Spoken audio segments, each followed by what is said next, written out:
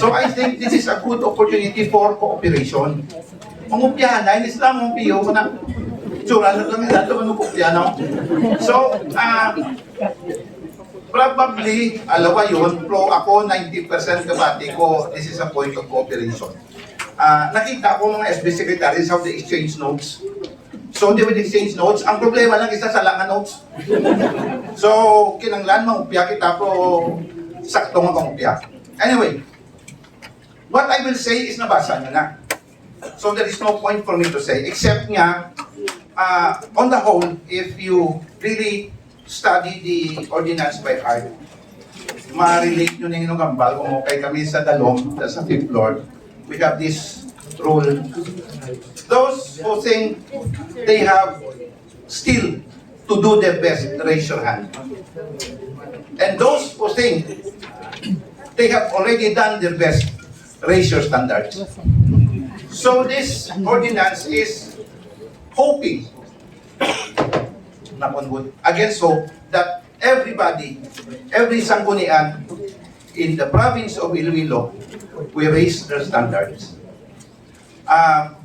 Para hindi unfair ang away, in segregated sa duha, one group is first class and second class municipalities. The second group is third class to sixth class. So wala man kadiri is sixth class to fifth class duro. So parang mangin ma-level off ang playing field. Second, kung landawon mo gid ang ordinance, it is essentially saying what you are already doing, you do it better and you document it.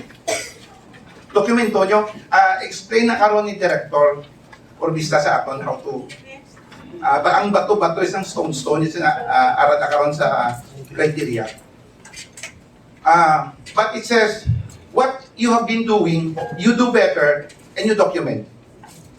And what you have not been doing, try to explore and do and apply these three. Rethink, retool, relearn. Essentially, ang unang aton ordinance. So, I know, expect mo mga first year, medyo damon niya, birth pains. So, probably on the next 2 or 3 years, makita na natin will,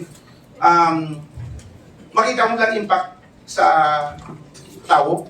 Because this ordinance is constituent-centered eh. Kung ang imo or ang imo legislative process wala ka include sa stakeholders, do medyo maalang-alang ka diri. No?